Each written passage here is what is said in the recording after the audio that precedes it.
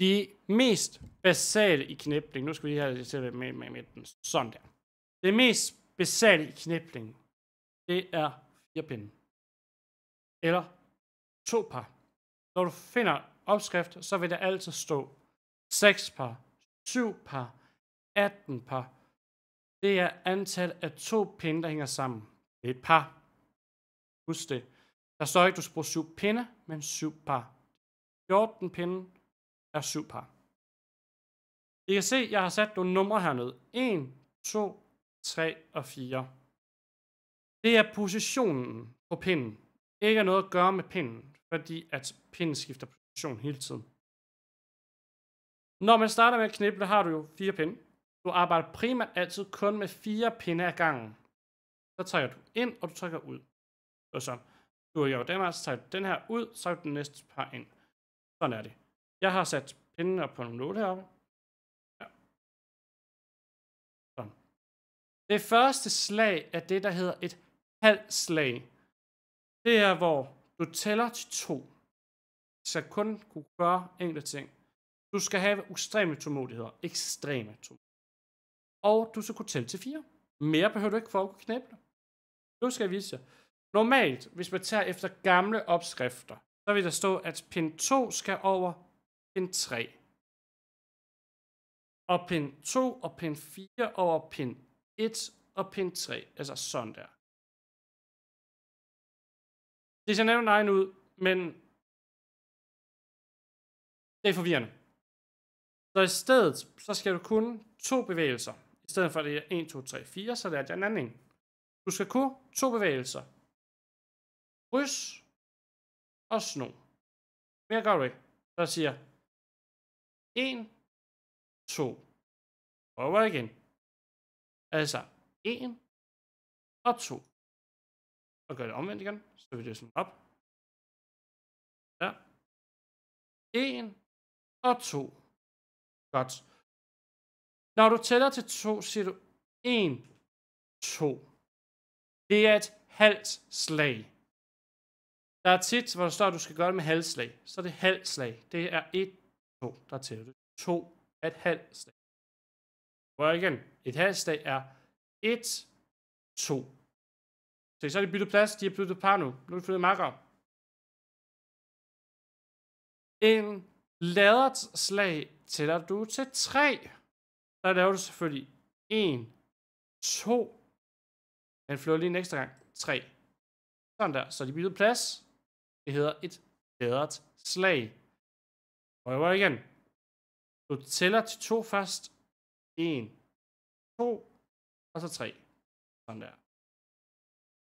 Du flytter simpelthen fra en halv slag og flytter en ekstra gang. Så har du et ladret slag. Så har du det, der hedder et helt slag. Ja, det er på 4. Så nu har vi jo en halv slag her. 1, 2, halv slag. Jamen, 3, så har vi et ladret. 4 har vi et helt slag. Sådan der. Så er vi godt i gang. Vi prøver igen fra start af. Er I klar? Vi prøver igen. Tag jeres pinde i hånden. Sørg for, at de har hver deres marker. Så siger vi 1, 2, 3, 4. Og hvad skete der der? Jeg gjorde noget, jeg egentlig ikke skulle gøre. Det var faktisk en fejl. Det var en mekanisme. Det er, at jeg holder altid 2 par i mine hænder. Imellem mine fingre. Ikke gør denne her. Ikke gør sådan der. Knyt dine hænder og hold ned. Eller sådan. Sørg for, at du holder der inde. Ikke sidde sådan her. Det kan du ikke sidde. Det kan du ikke sidde sådan her. Der er mange, der gør sådan. De sidder sådan her. Det ser dumt ud. Det er ubehageligt, og du får ondt i skulderen. Sæt dig ind til midten. Bogstaveligt talt. Fyr din albue ind i siden på dig selv. Så du sidder helt rette. Sørg for, at du sidder i en ordentlig større højde. Nu sidder jeg der ned. Og jeg skal sidde meget langt nede på den her bro her. Ikke sidde for højt. Så sidder du og kramper dine skuldre. Det gør ondt. Sæt dig sådan, du sidder behageligt. Og så tæller vi igen. 1, 2, 3, 4. Et helt slag. Nu tager vi lige det forfra igen. Er I klar? Vi starter med et halvt slag. Dem laver vi 5 gange. 1 der, så er den færdig. Så tager du din nåle. Nu har jeg en nål heroppe. Og så sætter du en nål her imellem. Ja, så laver du et halvt slag mere. 1, 2. Og sætter en nål.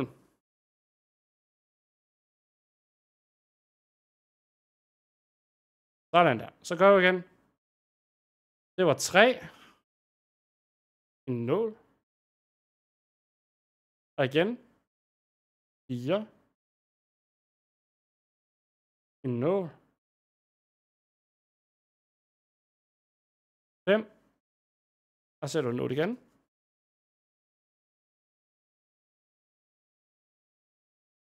Og 6. Så er vi igennem.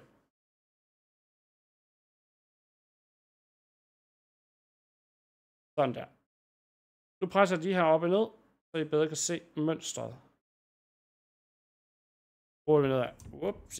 Så I kan se noget. I kan se, den er blevet sådan lettere flettet. Så det her er det, der hedder et halvslag. Det er halvslagene. Så prøver vi igen. Husk, I skal ikke sidde for langt oppe. Sørg for at spå mere tråd ud. Så er de nogenlunde lige hele tiden. Så laver vi et lærret slag. Så siger vi 1, 2, 3. Det var et lærret slag. Så sætter vi en nål. Jeg kan begynde at tage herfra. Det gør vi bare i stedet. Kom. Så siger vi 1, 2, 3.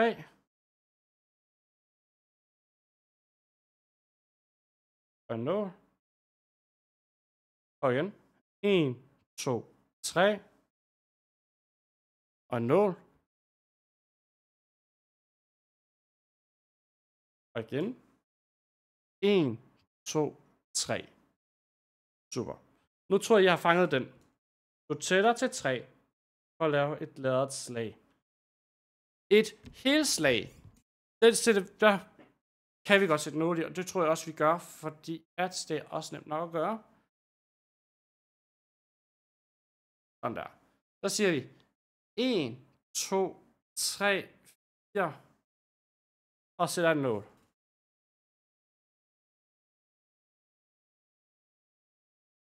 Og så dem her ned. De er færdige. Og så tæller vi 4. 1, 2, 3, 4.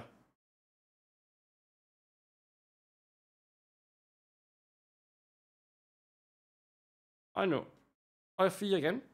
1, 2, 3, 4. Kan I se, at du laver rent faktisk klipningen her. Og igen. 1, 2, 3, 4. Sådan der. Bum. Færdig. Det første stykke er halvslag. Det næste stykke er lærret slag. Og så det sidste er en hel slag. Det her er det mest basale i knipling. Du behøver ikke kunne vide mere fra start af. Og jeg skal nok vise jer nogle basale måder at knippe på. Det første, I skal lære, er selvfølgelig det, der hedder en båndknipling.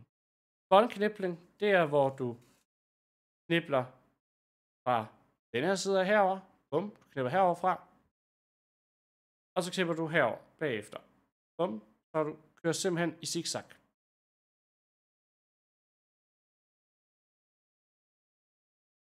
Så er vi nogle nåle her, så I bedre kan se.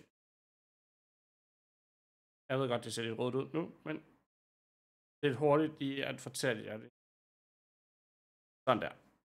Du starter herover fra og klipper herover og klipper herover, og så fortsætter du nedad. Så får du lige nedad her, og så får du det, der hedder en båndknipling. Det er det første, jeg skal lære jer. Så, men velkommen til Knipleverden. Jeg har nu lært det mest basale i knipling. Så, vi ses i næste video, hvor jeg viser jer noget om båndknipling, og hvordan det kører frem og tilbage, og alt det der. Men det kommer lidt senere på. Men nu har I fået det mest basale, og til start på introduktionen til